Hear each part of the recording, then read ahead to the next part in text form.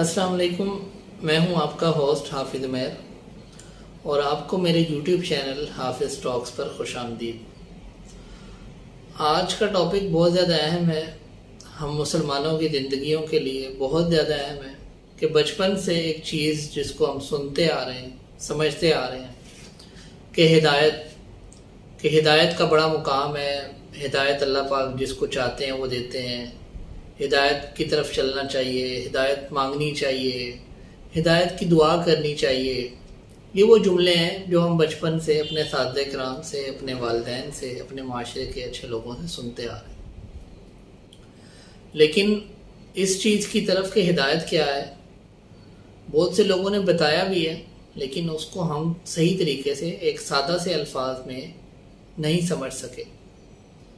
तो आज इस वीडियो में इंशाल्लाह हम ये डिस्कस करेंगे कि हिदायत क्या है और हम में से कितने ऐसे लोग हैं, ऐसे मुसलमान लोग हैं जो हिदायत पर हैं।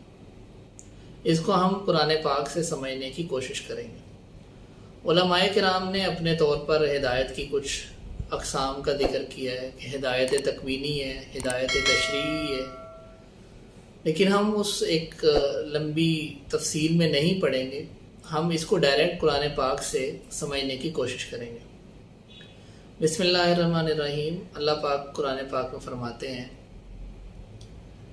अलिफ लाम मीम ज़ालिकल किताबु ला रैब फ़ीह हुदल लिल मुत्तक़ीन। ये किताब, इसमें कोई शक नहीं है और ये मुत्तक़ीन के लिए हिदायत है। अब इसके बाद, हिदायत के बाद अल्लाह ताला ने डिस्कस किया है, एक पूरी डेफिनेशन बताई है कि हिदायत किसे कहते हैं। मुत्तकीन के लिए हिदायत तो है, लेकिन हिदायत क्या है? उसके लिए अल्लाह पाक ने फरमाया अल्लज़ीना युमिनूना बिल गैब। पहली चीज़ कि वो लोग जो गैब पर ईमान लाते हैं, व युकीमूना सलात, और नमाज कायम करते हैं, व मिम्मा रज़क़नाहुम युनफ़िक़ून, और उस रिज़्क़ में से खर्च करते हैं जो हमने उनको दिया। तीन चीज़ें होंगी।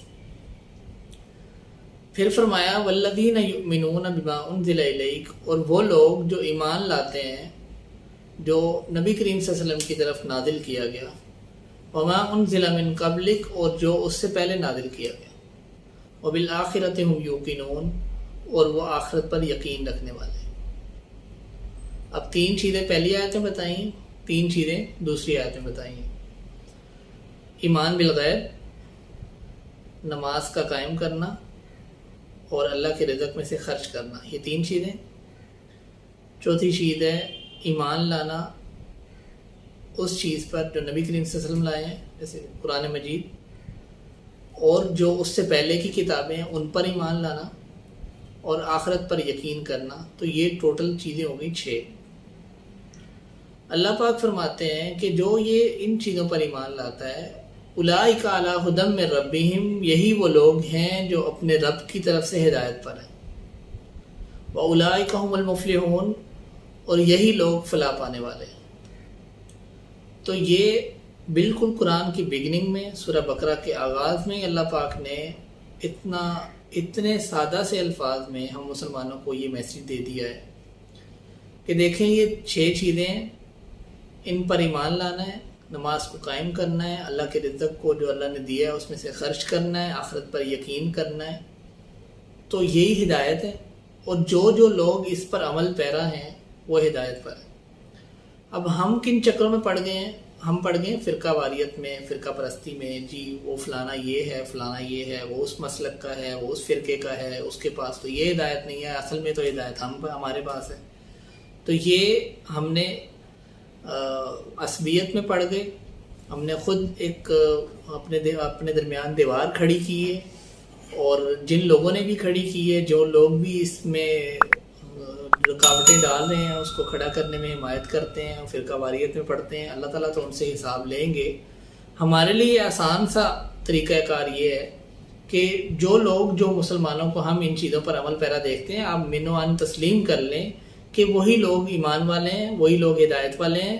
अब उसके बाद उसका अमल है, उसके अमल के ज़रिए इंसान साबित करता है कि वो हिदायत पर कितना ज़्यादा आगे के लेवल पर है।